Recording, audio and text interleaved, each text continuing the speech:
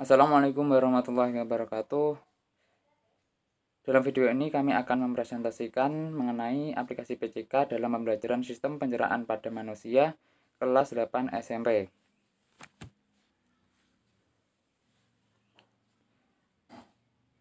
Sebelumnya perkenalkan nama anggota kelompok kami. Yang pertama saya sendiri, Muhammad Ismail Munir, NIM 41, kemudian Ika Ainur Rahmah, NIM 42, Alifa Ismiati, NIM 43, dan Siti Fatimah, NIM 44. Yang pertama yaitu ada KI, KD, IPK, dan tujuan pembelajaran.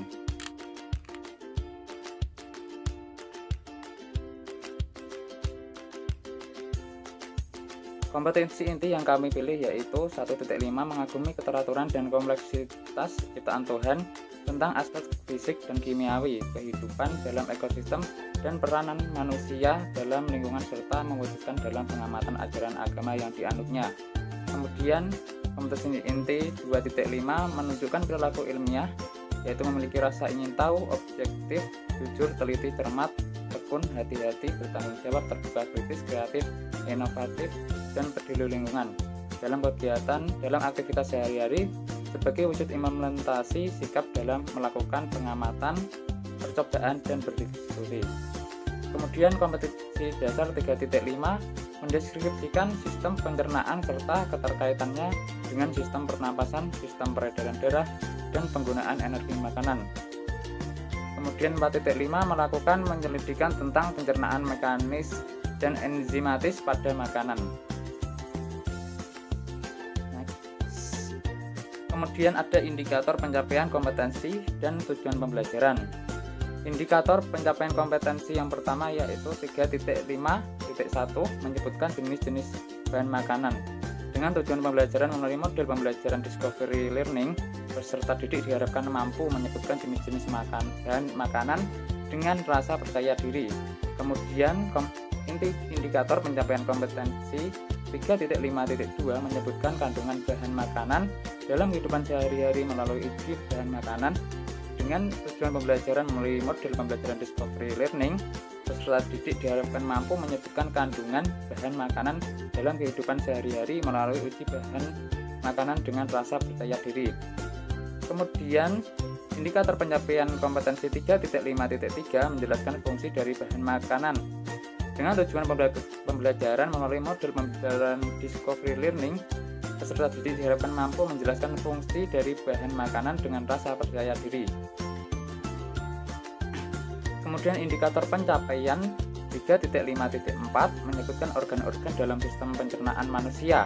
Dengan tujuan pembelajaran melalui model pembelajaran discovery learning, peserta didik diharapkan mampu menyebutkan organ-organ dalam sistem pencernaan manusia dengan rasa percaya diri. Kemudian indikator pencapaian kompetensi 3.5.5 menjelaskan fungsi-fungsi organ pencernaan. Dengan tujuan pembelajaran melalui model pembelajaran discovery learning, peserta didik diharapkan mampu menjelaskan fungsi-fungsi organ pencernaan dengan rasa percaya diri. Kemudian indikator pencapaian kompetensi 3.5.6 menjelaskan proses pencernaan dalam tubuh manusia. Dengan tujuan pembelajaran melalui model pembelajaran discovery learning, peserta didik diharapkan mampu menjelaskan proses pencernaan dalam tubuh manusia dengan rasa percaya diri. Kemudian indikator pencapaian kompetensi 4.5.1 melakukan uji nutrisi bahan makanan. Dengan tujuan pembelajaran melalui model pembelajaran discovery learning, peserta didik diharapkan mampu melakukan uji nutrisi bahan makanan dengan teliti dan rasa ingin tahu. Kemudian indikator pencapaian kompetensi 4.5.2 melakukan penyelidikan organ dan proses sistem pencernaan. Dengan tujuan pembelajaran melalui model pembelajaran discovery learning, peserta didik diharapkan mampu melakukan penyelidikan organ dan proses sistem pencernaan dengan teliti dan rasa ingin tahu.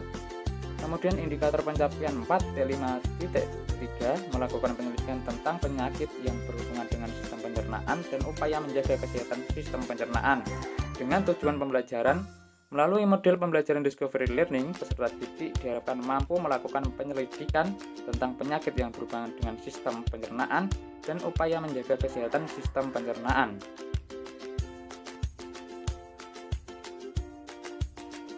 Kemudian ada materi pembelajaran yang akan disampaikan oleh Saudara Ika Ainur Rohmah. Saya Ika Ainur Rohmah akan menjelaskan materi pembelajaran sistem pencernaan pada manusia. Sistem pencernaan pada manusia adalah proses mencerna makanan menjadi bentuk yang lebih sederhana agar bisa diserap oleh usus ke plasma darah dan diambil berbagai kandungan yang berguna bagi tubuh. Proses pencernaan dalam tubuh manusia ini berlangsung dengan dua cara, yaitu pencernaan secara mekanik dilakukan dengan bantuan gigi, lidah, gerak peristaltik, dan pencernaan secara kimiawi dilakukan dengan bantuan enzim. Zat makanan yang diperlukan tubuh yang pertama itu ada karbohidrat, lemak, protein, vitamin, mineral, dan air. Uji kandungan makanan ini dilakukan untuk mengetahui kandungan zat makanan. Untuk menguji adanya zat karbohidrat, digunakan larutan iodin. Jika makanan mengandung karbohidrat, maka warnanya berubah menjadi biru kehitaman. Untuk menguji adanya zat protein, digunakan larutan bioret. Jika makanan mengandung protein, maka warnanya berubah menjadi ungu. Untuk menguji adanya glukosa, digunakan larutan benedik. Jika makanan mengandung glukosa dan dipanaskan, warnanya akan berubah menjadi kuning hingga merah bata. Untuk menguji adanya zat lemak, digunakan larutan etanol. Jika makanan mengandung lemak, warnanya berubah menjadi putih garam. Kemudian, organ sistem pencernaan pada manusia: mulut, kerongkongan, lambung, usus halus, usus besar, dan anus. Yang pertama, mulut terdiri dari gigi, lidah, dan kelenjar ludah. Gigi ini berfungsi untuk mengunyah dan menghaluskan makanan. Lidah untuk membantu mengatur letak makanan di dalam mulut dan mendorong makanan masuk ke kerongkongan, serta merasakan makanan. Kelenjar ludah ini mengandung air, lendir, garam, dan enzim petialin yang berfungsi mengubah amilum menjadi gula. Kemudian yang kedua, kerongkongan merupakan saluran panjang yang berfungsi sebagai jalan makanan dari mulut menuju ke lambung. Di kerongkongan ini terdapat gerak peristaltik, yaitu meremas-remas dan mendorong makanan masuk ke lambung. Yang ketiga, lambung, terdapat asam lambung atau HCl serta enzim-enzim lain. Asam lambung ini berfungsi membunuh mikroorganisme dan mengaktifkan enzim pepsinogen menjadi pepsin. Kemudian yang keempat, usus halus, terdiri dari usus 12 jari, usus kosong, dan juga usus penyerapan. Di dalam usus 12 jari terdapat empedu yang berguna untuk mengemulsikan lemak. Kemudian juga ada getah pankreas yang mengandung enzim amilase, tripsinogen, dan lipase. Yang kedua, usus kosong. Di dalam usus ini makanan mengalami pencernaan secara kimiawi oleh enzim yang dihasilkan dinding usus. Yang ketiga, usus penyerapan. Di dalam usus ini terjadi penyerapan sari-sari makanan. Yang kelima, usus besar. Di dalam usus besar terdapat bakteri pembusuk Escherichia coli yang membusukkan sisa makanan menjadi kotoran. Bagian akhir usus besar disebut poros usus atau rektum. Ketika sampai di rektum, semua zat yang berguna diserap, sisanya berupa makanan yang tidak dapat dicerna, bakteri, dan sel-sel mati. Campuran bahan tersebut dinamakan feses yang akan dikeluarkan melalui anus. Anus ini merupakan bagian akhir sistem pencernaan yang berfungsi sebagai tempat keluarnya feses. Kemudian selanjutnya, enzim pencernaan. Pertama, dalam mulut itu menghasilkan kelenjar saliva. Enzim yang dihasilkan amilase, fungsinya memecah amilum menjadi maltosa. Yang kedua, lambung menghasilkan enzim asam lambung atau HCl, berfungsi membunuh bakteri, membantu protein, melarutkan mineral. Lalu ada enzim renin, fungsinya mengubah kaseinogen menjadi kasein. Kemudian ada enzim pepsin, fungsinya mengubah protein menjadi proteosa, pepton, dan polipeptida. Selanjutnya, dalam usus halus dihasilkan enzim karbohidrat pankreas, berfungsi mencerna amilum menjadi maltosa atau disakarida lainnya. Kemudian enzim lipase pankreas, fungsinya mengubah emulsi lemak menjadi asam lemak dan gliserol. Kemudian enzim tripsin fungsinya mengubah protein menjadi polipeptida. Enzim amilase pankreas fungsinya mengubah amilase menjadi disakarida atau makrosa. Kemudian dalam usus halus, penghasil ketahanan dinding usus halus itu enzim yang dihasilkan enzim enterokinase fungsinya mengubah tripsinogen menjadi tripsin yang digunakan dalam saluran pankreas. Kemudian enzim maltase fungsinya mengubah maltase menjadi glukosa. Enzim laktase fungsinya mengubah laktosa menjadi glukosa dan galaktosa. Enzim sukrase fungsinya mengubah sukrosa menjadi glukosa dan fruktosa. Enzim peptidase fungsinya mengubah polipeptida menjadi asam amino. Kemudian penghasil getah dinding usus halus, enzim yang dihasilkan enzim lipase fungsinya mengubah lemak menjadi asam lemak dan gliserol. Dan penghasil getahnya hati menghasilkan enzim empedu fungsinya mengemulsikan lemak. Gangguan pada sistem pencernaan manusia itu ada karies, apendisitis, diare, enteritis, konstipasi atau sembelit. Kemudian upaya untuk menjaga kesehatan sistem pencernaan dapat dilakukan dengan mengonsumsi makanan utuh tanpa diproses, memperbanyak konsumsi serat, mengonsumsi lemak sehat, makanan secara teratur, minum cukup air, kelola stres, berolahraga, meninggalkan. Baik, selanjutnya yaitu aplikasi PCK, yaitu pada model, pendekatan, strategi, serta metode dalam pembelajaran sistem pencernaan pada manusia. Nah, untuk model pembelajaran yang kami terapkan yaitu discovery learning, di mana dalam pembelajaran nantinya siswa dituntut secara aktif melakukan pencarian pengalaman belajar menggunakan analisis dan pemecahan masalah yang dihadapinya dengan menemukan dan menyelidiki sendiri. Dan pengalaman belajar tersebut diharapkan bisa dimanfaatkan dalam kehidupan bermasyarakat siswa. Nah, discovery learning ini terdapat 6 langkah dalam pengaplikasiannya, yaitu langkah yang pertama stimulation atau pemberian rangsangan, di mana pada tahap ini siswa dihadapkan pada suatu yang menimbulkan kebingungan, kemudian dilanjutkan untuk tidak memberikan generalisasi agar timbul keinginan untuk menyelidiki sendiri. Kemudian langkah kedua yaitu problem statement atau identifikasi masalah, di mana pada tahap ini guru memberi kesempatan pada siswa untuk mengidentifikasi sebanyak mungkin masalah yang relevan dengan bahan pelajaran. Kemudian salah satunya dipilih dan dirumuskan dalam bentuk hipotesis jawaban sementara atas pernyataan masalah. Kemudian langkah yang ketiga yaitu data collection atau pengumpulan data, di mana pada tahap ini berfungsi untuk membuktikan benar atau tidaknya hipotesis. Dengan demikian, siswa diberi kesempatan untuk mengumpulkan berbagai informasi yang relevan, membaca literatur, mengamati objek, wawancara, melakukan uji coba sendiri, dan sebagainya.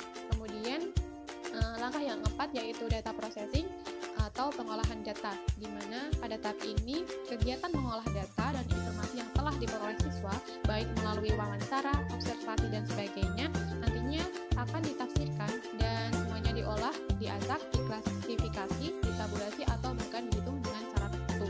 Kemudian untuk langkah yang kelima yaitu verification atau pembuktian, di mana pada tahap ini siswa melakukan pemeriksaan secara cermat untuk membuktikan benar atau tidaknya hipotesis yang ditetapkan dengan temuan alternatif, kemudian dihubungkan dengan hasil pengolahan data. Kemudian langkah yang keenam yaitu generalization atau menarik kesimpulan, di mana pada tahap ini siswa menarik sebuah kesimpulan yang dapat dijadikan prinsip umum dan berlaku untuk semua kejadian atau masalah yang sama, dengan memperhatikan hasil verifikasi dan tentunya dengan bimbingan guru. Kemudian pendekatan yang kami terapkan dalam pembelajaran sistem pencernaan ini yaitu scientific, di mana proses pembelajaran nantinya diarahkan agar peserta didik mampu merumuskan masalah dengan banyak menanya, bukan hanya menyelesaikan masalah dengan menjawab saja. Proses pembelajaran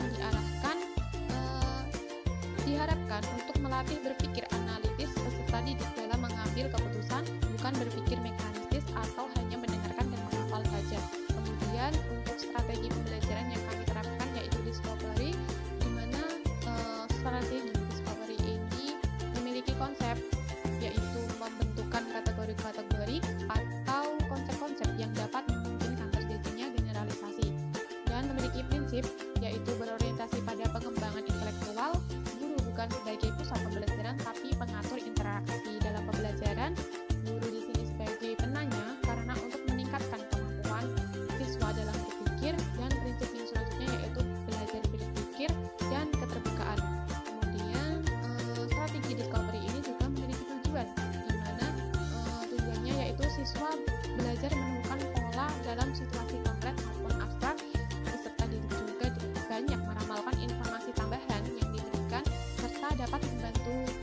siswa membentuk cara kerjasama yang efektif, saling membagi informasi, serta mendengar dan menggunakan ide-ide orang lain. Nah, untuk mendukung tercapainya model pembelajaran discovery learning, pendekatan saintifik, strategi pembelajaran discovery, maka metode pembelajaran yang kami terapkan yaitu eksperimen, diskusi, serta presentasi. Kemudian selanjutnya yaitu media, alat dan bahan, dan sumber belajar. Untuk media yang kami gunakan yaitu laptop, LCD, serta video tentang sistem pencernaan. Kemudian alat dan bahan yang kami gunakan adalah APK dan buku.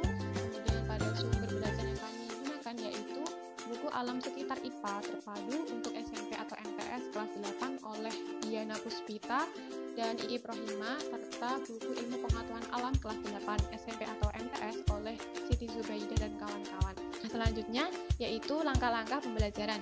Langkah-langkah pembelajaran yang kami terapkan ini berdasarkan sintak discovery learning yang telah ditetapkan. Nah, pada pertemuan pertama ini, langkah yang pertama yaitu stimulation, di mana kegiatan pembelajarannya yaitu guru membuka pembelajaran dengan mengucap salam lalu mengajak siswa berdoa sebelum memulai pembelajaran. Selanjutnya, guru menyampaikan tujuan pembelajaran dan topik yang akan dipelajari yaitu makanan dan fungsinya melalui kegiatan yang akan dilakukan yaitu percobaan uji nutrisi pada makanan. Kemudian guru melakukan apersepsi dengan mengajukan pertanyaan kepada siswa. Misalnya, mengapa kita harus makan? Zat nutrisi apa saja yang terkandung dalam makanan yang kita konsumsi sehari-hari? Selanjutnya, guru membagi peserta didik ke dalam kelompok yang beranggotakan 4-5 siswa. Kemudian pada langkah kedua yaitu problem statement atau identifikasi masalah. Nah, dalam langkah ini terdapat dua proses dalam kegiatan pembelajarannya yaitu mengamati dan menanya. Nah, dalam proses mengamati, guru menyampaikan tujuan, alat dan bahan, dan langkah-langkah percobaan uji nutrisi pada makanan. Kemudian guru menyajikan alat dan bahan yang digunakan untuk melakukan percobaan uji nutrisi pada makanan. Sedangkan peserta didik memperhatikan penyampaian guru tentang percobaan uji nutrisi pada makanan yang akan dilakukan. Dan pada proses menanya, peserta didik bertanya tentang hal-hal yang berkaitan dengan percobaan uji nutrisi pada makanan. Kemudian guru memberikan kesempatan kepada peserta didik yang lain untuk menjawab pertanyaan. Langkah selanjutnya yaitu data collection atau pengumpulan data, di mana dalam kegiatan pembelajaran ini terdapat proses mengeksplorasi dan mengumpulkan informasi, yaitu guru memberikan buku teks untuk panduan dalam melakukan percobaan uji nutrisi pada makanan, sedangkan peserta didik berdiskusi secara berkelompok dan mengeksplorasi informasi dari modul pembelajaran maupun sumber belajar lainnya, serta mencatat data hasil percobaan tentang uji nutrisi pada makanan. Kemudian, langkah yang selanjutnya yaitu data processing atau pengolahan informasi, di mana terdapat proses menalar atau mengasosiasi dengan kegiatan pembelajarannya yaitu peserta didik secara berkelompok mengolah dan menganalisis terhadap data hasil percobaan tentang uji nutrisi pada makanan dan guru membimbing jalannya diskusi kelompok. Kemudian langkah yang selanjutnya itu verification atau pembuktian, yaitu dapat proses mengkomunikasikan, di mana kegiatan pembelajarannya yaitu setiap kelompok mempresentasikan hasil diskusi tentang uji nutrisi pada makanan. Kelompok lain mendengarkan dan membandingkannya dengan hasil percobaan yang telah dilakukan, kemudian memberikan tanggapan, sanggahan maupun pertanyaan. Nah, guru di sini membimbing jalannya diskusi kelas dan guru memberikan penguatan dari hasil diskusi kelas. Nah, langkah yang selanjutnya atau langkah yang terakhir dalam pertemuan pertama ini yaitu generalization atau menarik kesimpulan, di mana kegiatan pembelajaran yaitu peserta didik bersama dengan guru menyimpulkan pembelajaran tentang kandungan zat makanan yang terdapat dalam makanan yang dikonsumsi sehari-hari beserta fungsinya. Kemudian peserta didik diberikan kesempatan bertanya terkait hal-hal yang belum dipahami. Dan kemudian guru memberitahukan topik yang akan dipelajari pada pertemuan selanjutnya. Nah, untuk pertemuan yang kedua akan disampaikan oleh Siti Fatimah. Selanjutnya, pertemuan kedua. Langkah pembelajaran Discovery Learning tahapan 1, simulasi. Guru membuka pelajaran dengan mengucap salam, lalu mengajak siswa berdoa sebelum belajar. Guru menyampaikan tujuan pembelajaran dan topik yang akan dipelajari, yaitu organ pencernaan dan proses sistem pencernaan. Guru mengawali kegiatan dengan mengajak peserta didik mengingat kembali materi pada pertemuan sebelumnya. Guru melakukan apersepsi dengan menanyakan kepada siswa, apa kalian sudah makan pagi tadi? Melalui organ apa saja makanan yang sudah kalian makan? Peserta didik dibagi menjadi beberapa kelompok, setiap kelompok beranggotakan 4-5 siswa. Tahapan yang kedua, identifikasi masalah, mengamati, guru menyajikan video pembelajaran tentang organ dan proses sistem pencernaan pada manusia. Peserta didik mengamati video pembelajaran tentang organ dan proses sistem pencernaan pada manusia. Menanya, peserta didik bertanya mengenai hal-hal yang berkaitan dengan video yang telah diamati. Guru memberikan kesempatan kepada peserta didik yang lain untuk menjawab pertanyaan. Peserta didik diminta untuk menemukan pengetahuannya terkait dengan organ dan proses sistem pencernaan pada manusia melalui pertanyaan sebagai berikut. Organ apa saja yang terlibat dalam sistem pencernaan manusia? Bagaimana proses sistem pencernaan pada manusia? Apa saja enzim-enzim pencernaan yang dihasilkan oleh kelenjar pencernaan? Tahapan yang ketiga, pengumpulan data, mengeksplorasi. Peserta didik berdiskusi secara berkelompok dan mengeksplorasi informasi dari modul pembelajaran maupun sumber belajar pendukung lainnya. Tahapan yang keempat, pengolahan informasi atau data, menalar. Peserta didik secara berkelompok mengolah dan menganalisis data dari hasil penyelidikan video yang diamati. Tahapan yang kelima, pembuktian, mengkomunikasikan. Peserta didik setiap kelompok mempresentasikan hasil diskusi, kelompok lain mendengarkan dan membandingkannya dengan hasil temuannya. Kemudian, memberikan tanggapan, sanggahan, maupun pertanyaan. Guru membimbing jalannya diskusi kelas, guru memberikan penguatan dari hasil diskusi kelas. Tahapan yang keenam, menarik kesimpulan. Peserta didik bersama-sama dengan guru menyimpulkan pembelajaran tentang organ pencernaan dan proses sistem pencernaan. Peserta didik diberikan kesempatan bertanya terkait hal-hal yang belum dipahami. Guru memberitahukan topik yang akan dipelajari pada pertemuan selanjutnya. Pertemuan yang ketiga, tahap pertama, simulasi. Guru membuka pelajaran dengan mengucap salam, lalu mengajak siswa berdoa sebelum belajar. Guru menyampaikan tujuan pembelajaran dan topik yang akan dipelajari, yaitu penyakit yang berhubungan dengan sistem pencernaan dan upaya menjaga kesehatan sistem pencernaan. Guru mengawali kegiatan dengan mengajak peserta didik mengingat kembali materi pada pertemuan sebelumnya. Guru melakukan apersepsi dengan menanyakan kepada siswa, sistem pencernaan merupakan bagian yang sangat penting bagi hidup kita. Jika organnya mengalami gangguan, maka seluruh anggota tubuh akan terpengaruh. Tahukah kalian gangguan pencernaan apa saja beserta pencegahannya? Peserta didik dibagi menjadi beberapa kelompok, setiap kelompok beranggotakan 4-5 siswa. Tahap yang kedua, identifikasi masalah, mengamati. Guru menyajikan video pembelajaran tentang penyakit yang berhubungan dengan sistem pencernaan dan upaya menjaga kesehatan sistem pencernaan. Peserta didik mengamati video pembelajaran tentang penyakit yang berhubungan dengan sistem pencernaan dan upaya menjaga kesehatan sistem pencernaan. Menanya, peserta didik bertanya mengenai hal-hal yang berkaitan dengan video yang telah diamati. Guru memberikan kesempatan kepada peserta didik yang lain untuk menjawab pertanyaan.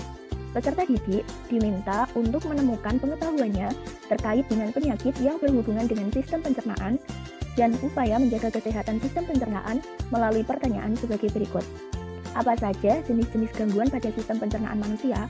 Bagaimana upaya-upaya menjaga kesehatan sistem pencernaan? Tahapan yang ketiga, pengumpulan data, mengeksplorasi. Peserta didik berdiskusi secara berkelompok dan mengeksplorasi informasi dari modul pembelajaran maupun sumber belajar pendukung lainnya. Tahap yang ketiga, pengolahan data atau informasi, menalar. Peserta didik secara berkelompok mengolah dan menganalisis data dari hasil penyelidikan video yang diamati. Tahap yang kelima, pembuktian, mengkomunikasikan. Peserta didik setiap kelompok mempresentasikan hasil diskusi, kelompok lain mendengarkan dan membandingkannya dengan hasil temuannya, kemudian memberikan tanggapan, sanggahan, maupun pertanyaan.